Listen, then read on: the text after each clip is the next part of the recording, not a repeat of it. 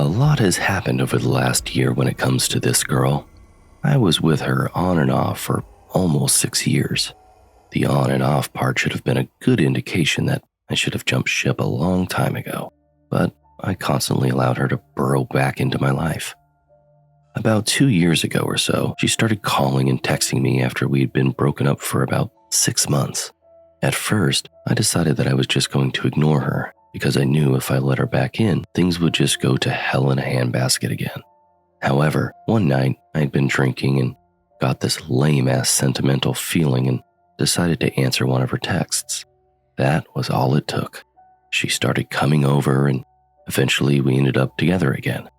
We were together for close to 7 months before I finally got fed up with her and kicked her out of my apartment. She was physically abusive and mentally draining.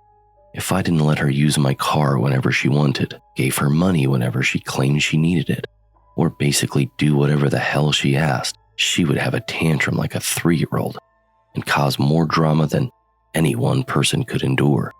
During our time together, she managed to get herself into some real trouble after she beat some dude over the head with a beer mug at a local bar we frequented. What really ended the relationship was when she started using meth and brought that into my home. I tried getting her help, but she turned it around on me as if I was trying to change her. So I gave up and told her mother that she needed to get her daughter the hell out of my place before I called the cops and had her removed. I told her that we were done and I never wanted to hear from her again. At this point, I'd given her multiple opportunities to change, but she outright refused and made it seem like I was the problem. Whatever.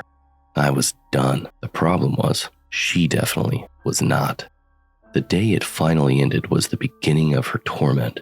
She started her attack by creating a Craigslist ad under the escort section with a fake picture and my phone number as a contact. I received over 500 calls and text messages from random men looking to get laid. This lasted for about a week before it calmed down. If that wasn't enough, the same night while my phone was blowing up, I saw the security guard from my apartment complex nosing around my car, shining his flashlight in the windows. I went outside and asked the guy, "Is there a problem?" He responded, "I got a report that this car here is abandoned and needs to be removed." I was furious. How the hell does that work? That's my car, and I live in the apartment right over there. I ended up having to show him my title and a valid driver's license to keep him from calling the towing company and having my car removed.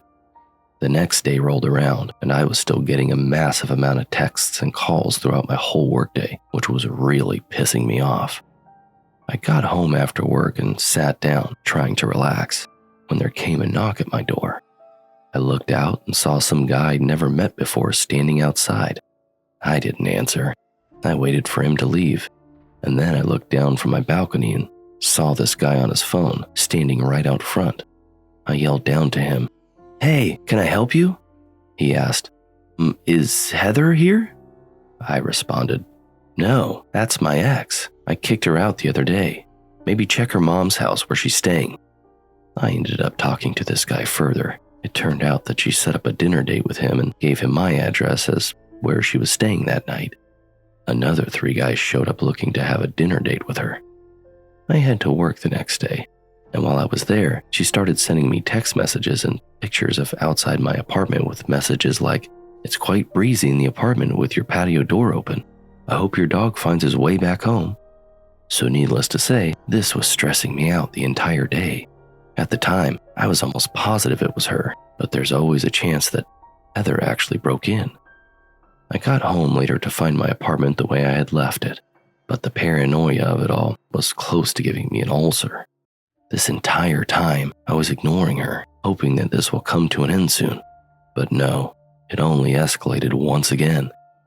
After work, I got a knock at my door while I was watching TV. I checked the peephole, and there were 2 police officers standing outside. I was just thinking, now what the hell? As I opened the door, I was greeted by 2 relatively large gentlemen in uniform with shitty looks on their faces. I asked, "Can I help you, officers?" One of them responded, "Are you so-and-so?" I confirmed, "Yeah, is there a problem?" He said, only if you consider sexually assaulting a young woman to be a problem. Can you provide your whereabouts for the last 2 hours? I was internally screaming, but I responded, well, I just got home from work like 45 minutes ago, and what do you mean sexually assaulted? Who told you that?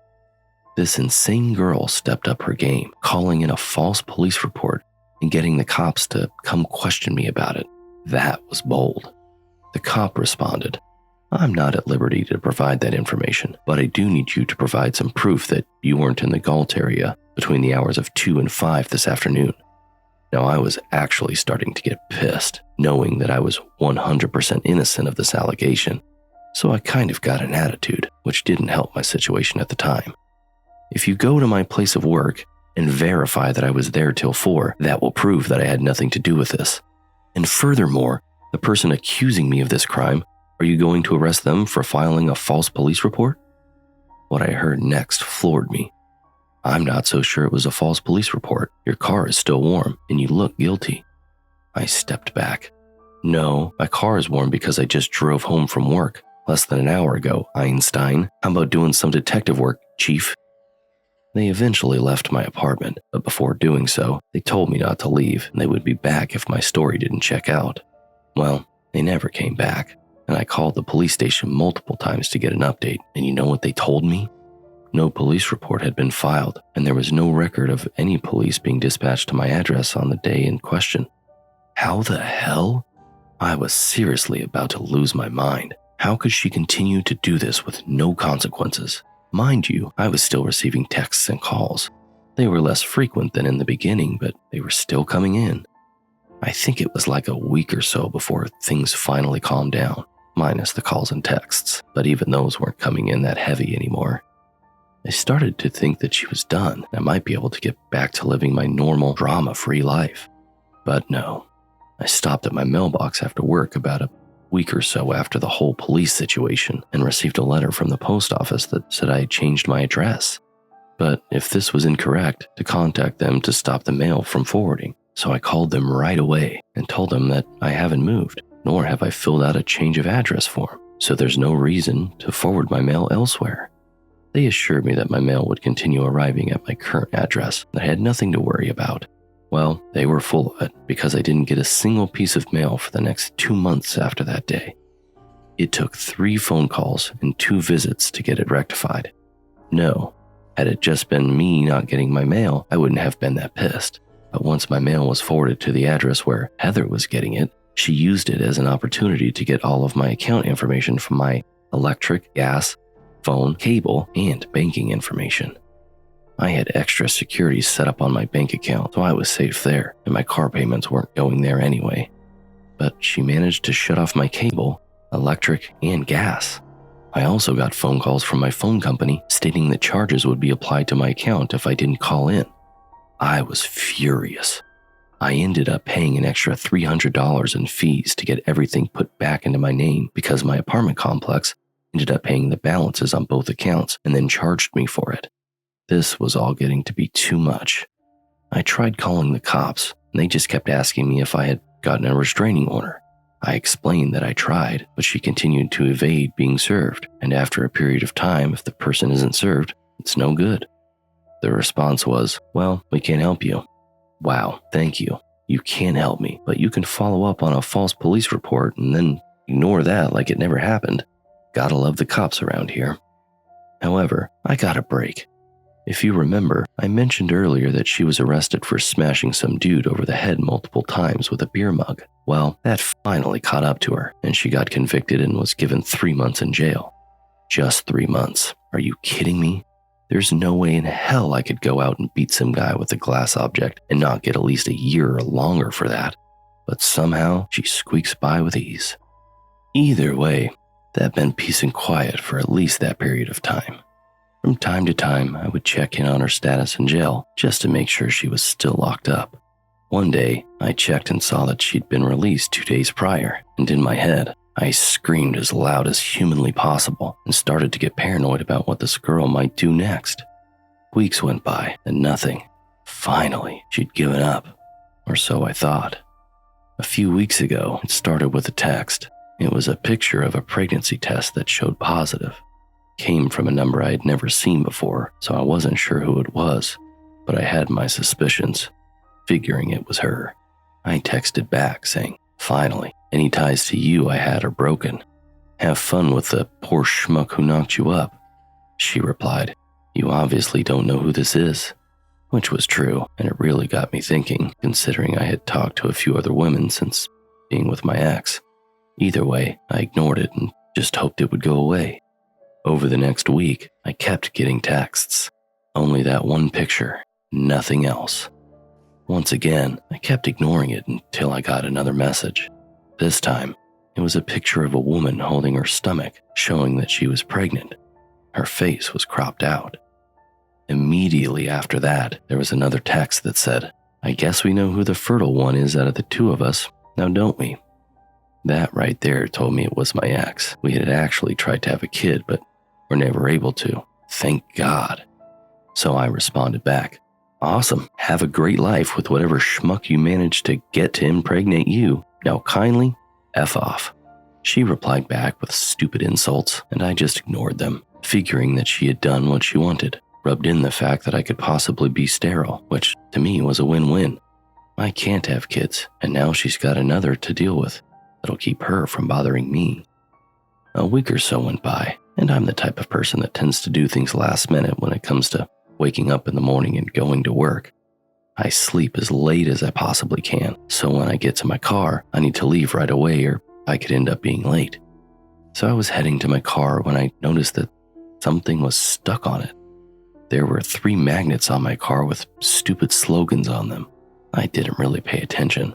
I just needed to get them off my car because I had to go to work. What I did notice is that they were superglued to my car, so it wasn't easy to get them off, and I still have remnants of magnet on my car. That wasn't the worst part of it. To explain the next part, I first have to tell a short story. I explained about how Heather got into using meth. Well, one day I allowed her to use my car. She went to go meet her brother at his apartment. They got into an argument. He owed her some meth and he didn't have it, but she thought he was holding out on her.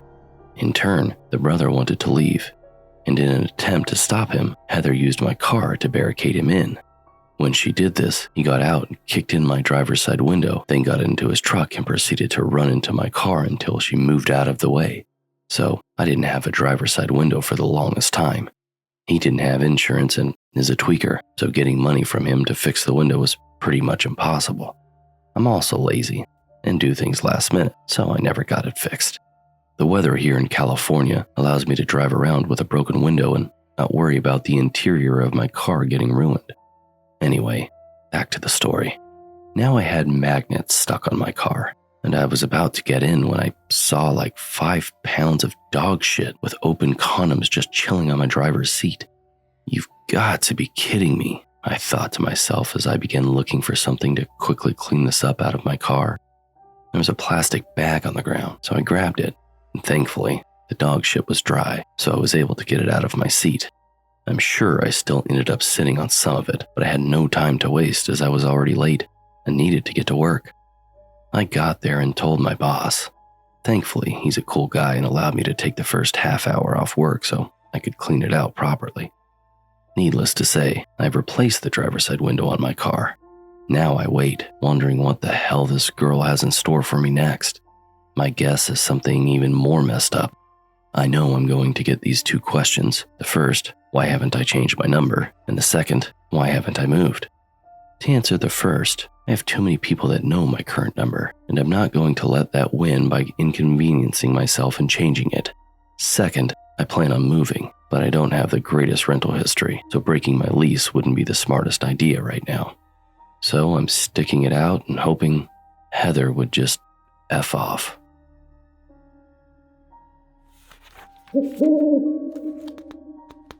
This story is about my dad's crazy ex-girlfriend. My dad has horrible luck with women. He's like a crazy magnet. Every woman he's ever dated except for his current girlfriend has been abusive, both mentally and physically. This list includes my mother, but this story is about his last girlfriend, Mary. She has gone from stalking not only him, but me, my husband, and our daughter too. They met at a Christmas party and hit it off. He had just gotten out of another bad relationship with a different woman that he had been on and off with for about 3 years. She was a classic narcissistic type. Well, Mary seemed different. She claimed that she was also just out of an abusive relationship. They were dating for about 3 months, but she would never allow him over at her place.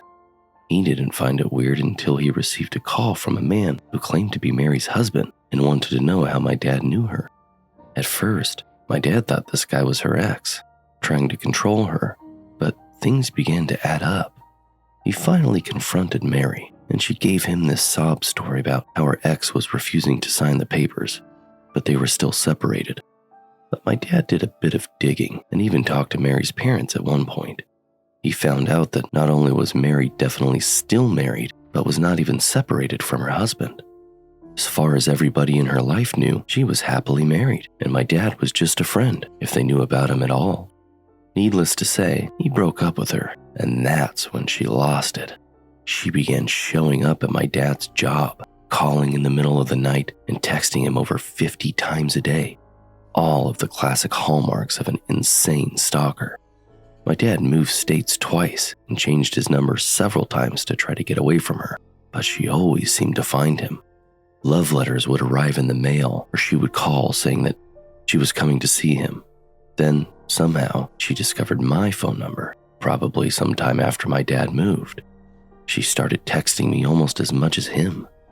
Once I married my husband and my daughter was born, she really went all out, sending me presents for her new granddaughter, always wanting me to give her updates. I never replied and either sent back the unopened packages or donated the items she had sent directly to me from the shops. Everything became worse when she arrived at my dad's doorstep with a casserole. She handed it over to his roommate and told him she made this because she noticed that my dad was losing weight. My dad's roommate tossed it out for him. He didn't want to risk being poisoned since he had just applied for a restraining order. That same night, she showed up at my apartment.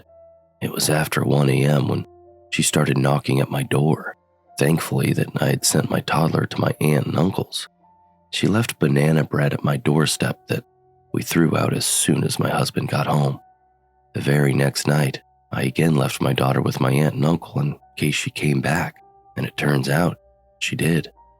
I started receiving waves of text messages from her as she pounded on my door. She wanted to see her grandchild and have some girl time with me. They slowly evolved into demands for me to open up the door. Of course, I called the police. While I was on the phone with the dispatcher, my neighbor had already come out, ready to take her on. He told her that the cops were on the way because his wife had already called them. She disappeared into the park across the street. After that, the cops didn't find her that night, but my dad's restraining order was granted. We've since moved across the state, but she still texts me from time to time, wanting to know how my dad is or what my daughter is up to. I never answer, but I do save all of the messages, just in case I have to follow my own restraining order someday.